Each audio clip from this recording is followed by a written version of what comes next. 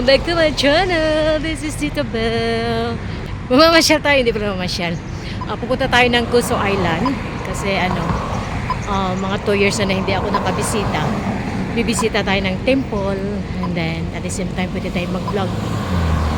Last year, 2 years ago na yata kasi normally every year talaga ako pupunta doon, no? So this time mayroong time si Tita Belle kaya let's go. Ito na tayo sa Marina Pier. Marina South Pier guys kasi dito tayo sasakay ng ferry boat. Nag-travel ako by bus at saka train about 1 hour and 15 minutes. So ngayon kasi wala pa akong lunch, siguro bibili muna ako ng lunch at bibili pa lang muna ako ng ticket kasi hindi ako nag-book ng online. Over the counter ako bibili ng ticket. So this time kasi 2 years ago pa ako last kong punta dito. Hindi ko alam kung magkano ang ticket ngayon. So makakarating ako doon talaga tanghali na. So bibili ng ticket, bibili ng pagkain. Yun lang siya. Samahan nyo lang ako sa journey na to kasi na-miss ko pumunta sa island na to. Kabili na tayo ng ticket. This time is $15 na kasi dati 2 years ago $10 lang ito. So I'm about to board the ferry boat. Nag-aantay na kasi aalis ng 1 o'clock. Ayan guys, yung ferry boat na sasakyan natin. So papasok tayo dyan. Medyo malaki naman. Nasa right side daw. So tingnan natin. Ito na yun guys, sa right side ng ating sasakyan. It's about to leave na yung ferry. Ayun, medyo maalon siya ngayon. Napaka-special naman. Parang ako lang dito ang pasahero ngayon. Ayun o. Umalis na po ang ferry boat. Ayan. Tumatakbo na. Para na lang ako nagbagay papuntang Bantayan Island.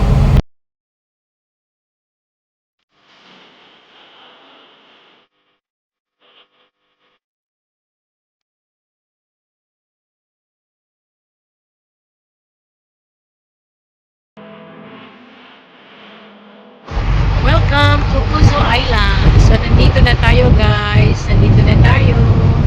Ayan, antay na lang muna tayo dito na bumaba. Welcome to Kuso Island. Welcome to Kuso Island. Maginahinay dandahan ang akyat natin guys kasi baka tayo mamukmo. Ayan. Wala gaano siyang tao kasi ngayon weekend. Ay, weekdays pala. Ayan, so yung iba yung iba dito. Yes! Yeah. So, I'm here. Dito na tayo sa Kuso Island. This way. Napakasarap sa pakiramdam. No? So, naiba yung ko.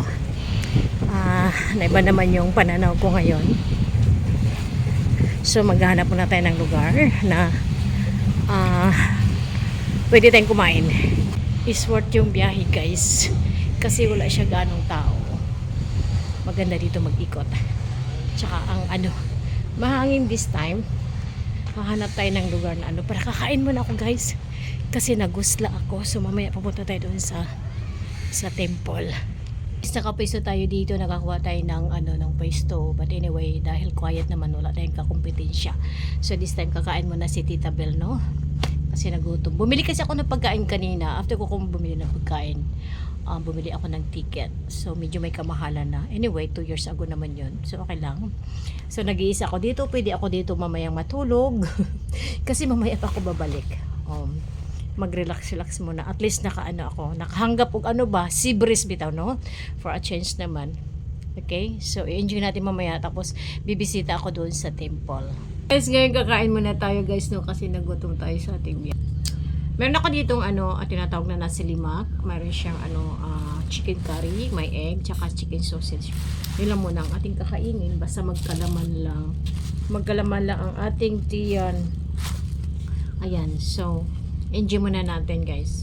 Tapos na tayong kumain guys. So medyo nag-relax muna tayo ng konti kasi napakasarap ng hangin. No, ayan. So nakita niyo yung palibot. Parang pakiramdam ko nasa Pinas ako, charot. So ito ang pinakamagandang lugar dito puntahan lalo na pag yung gusto mo ng peace of mind kasi makikita natin dito ay talagang napaka-aliwalas ba, no? So this time dahil tapos na tayong kumain, pupunta na tayo doon sa temple and then meron doong wishing well. So try natin mag-wish So ang hangad ko lang naman is sa peace of mind at saka good health. Medyo mainit, so maglalakad lang tayo. Lalakarin lang natin padahan-dahan para hindi masyadong mapuwersa. Yan, dahan-dahan na tayo maglakad papunta doon sa bridge kasi nasa right side natin yung temple. Sobrang init, pero okay lang naman kahit naglalakad tayo ng ganito. At least kahit paano meron siyang hangin. At hindi tayo pwedeng magtagal dito guys kasi hahabol ako ng I think second trip pabalik ng Singapore. So ayan, nakita nyo yan po siya ang bridge. Tsaka alam nyo guys, ito dito especially Saturday, Sunday, dinadayo talaga ito dito ng ng mga Chinese. Yung iba galing China, Taiwan, Indonesia. Dinadayo talaga nila ito dito para bisitahin nila yung temple na to. Yan, so very popular sa mga Buddhist. Ayan.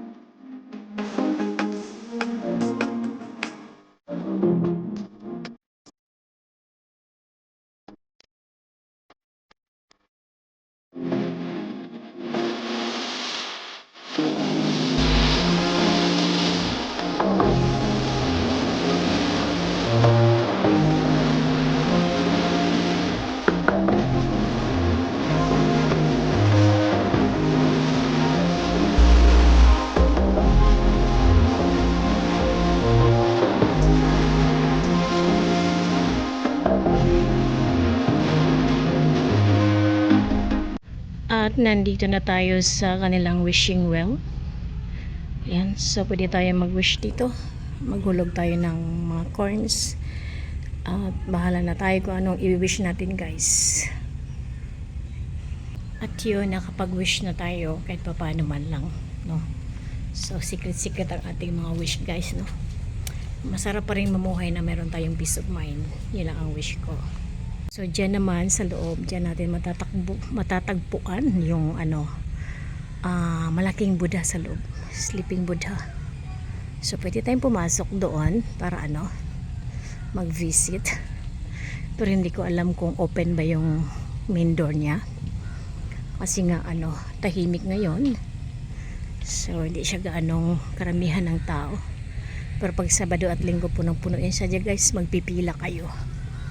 Tapos meron din sila ditong tortoise sanctuary.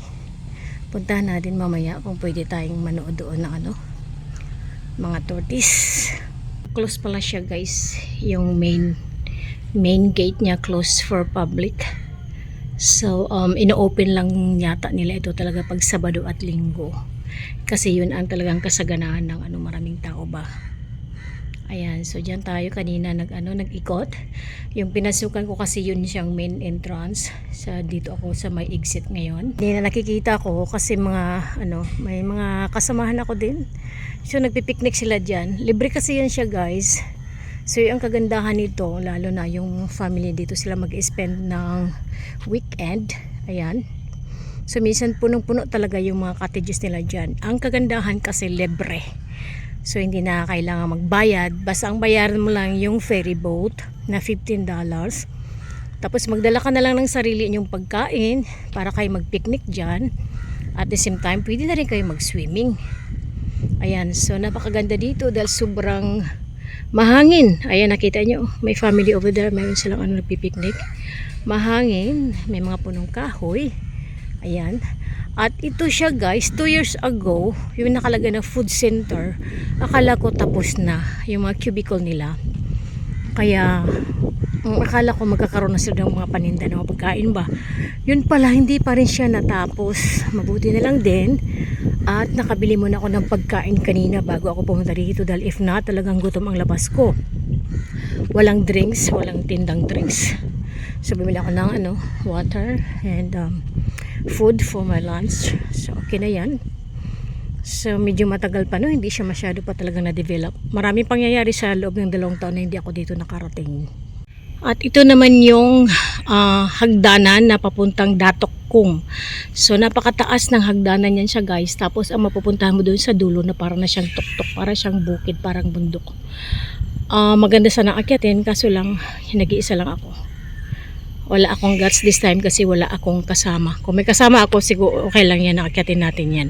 Medyo mahina yung pagka-develop nila guys kasi meron pa kasing ibang island ito, ang Singapore. Meron pa siyang St. John Island, St. Teresa Island, meron pa siyang Lazaro Island, tsaka meron pang another island na bago lang na develop. So ito parang hindi masyadong natuntunan nila, no?